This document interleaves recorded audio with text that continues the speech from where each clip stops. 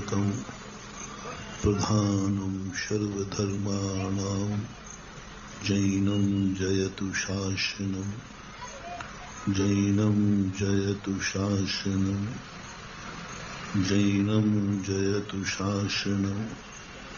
पंच परमेष्टि भगवान की, आचार्य श्री गुरुवर कुंद कुंद महाराज की, आचार्य श्री गुरुवर विद्यासागर महाराज की, हृदय आरातीश चक्रवर्ती निर्यापक स्वर्ण मुनि पुंगव सुधा सागर जी महाराज की, मुनि संघ की।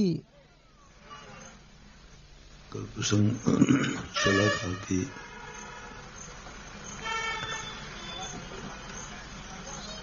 मैं सर्वरूप हूं, इससे अनेक प्रकार की स्थितियां बिगड़ जाएंगी। एक विचारधारा ऐसी चलती है कि मैं सर्वरूप हूं, एक सोच है,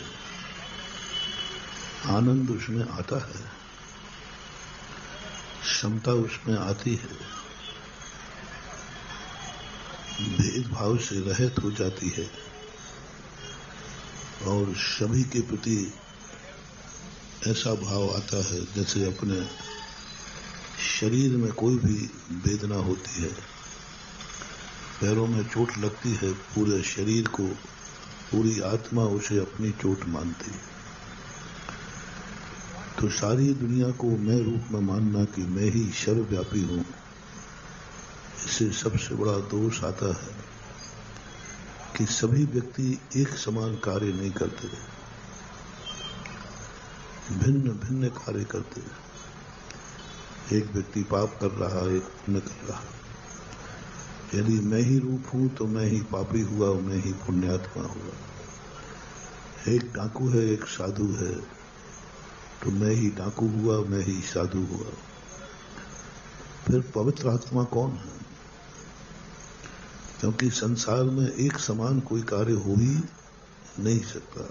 प्रत्येक वस्तु नाना प्रकार के कार्य करती है।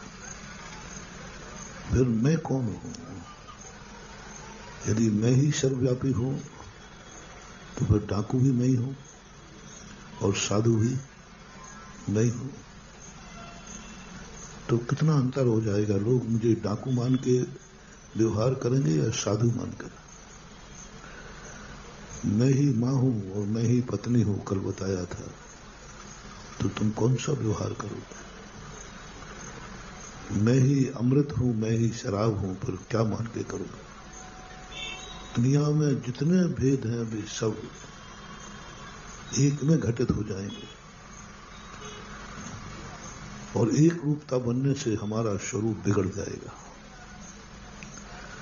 हमारे शरीर को ही हम एक नहीं कर पा रहे हैं, हम दुनिया में मैं पने की कैसे अनुभूति करें? शरीर में भी अंतर आया। कल मैंने कहा था ना, आप दंडोदक चरणों का लेते हैं, हाथों का क्यों नहीं लेते हैं? आप गंदोदक पैरों का बनाते हैं, हाथों का बना देता हूं। नहीं नहीं, मैं हाथों का नहीं चाहिए। हाथ ज्यादा अच्छे हैं कि पैर ज्यादा अच्छे हैं? कितना बड़ा लॉजिक है। गंधोदक पैरों का चाहिए, पाद प्रक्षालन चाहिए, चरणामृत चाहिए, हस्तामृत नहीं। क्या बोलते हैं? चरणामृत। चरणों पे झड़ डले तो अमृत है, वो आ रही भाई, और हाथों पे डले तो नहीं मिला। हस्तामृत नहीं कहा, कहीं नहीं लिखा। बोलो, दोनों एक ही शरीर के अंग हैं कि नहीं? फिर इतना अंतर कैसे हो गया?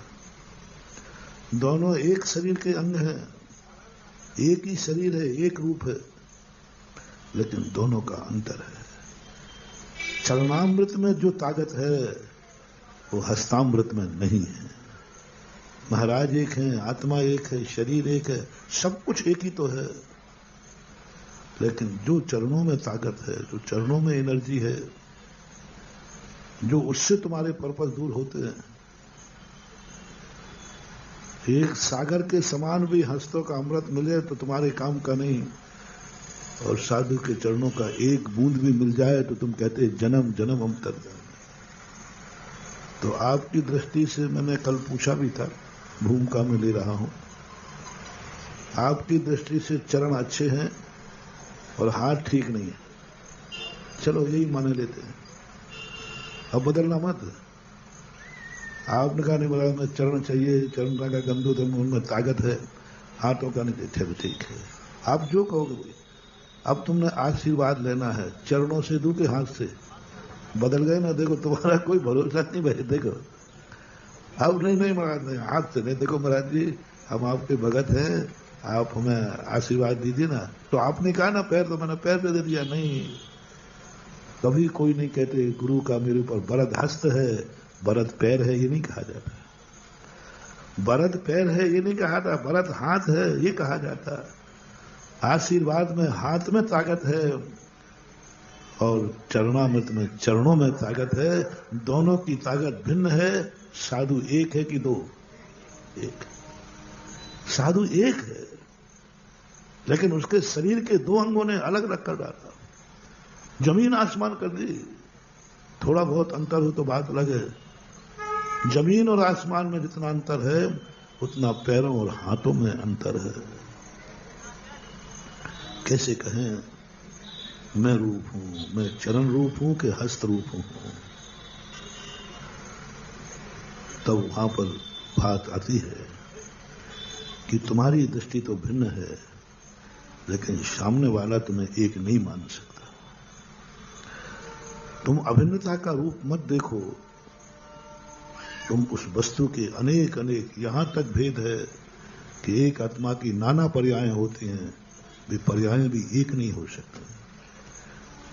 कभी आपका परिणाम बुरा होता है, कभी आपका परिणाम अच्छा होता है।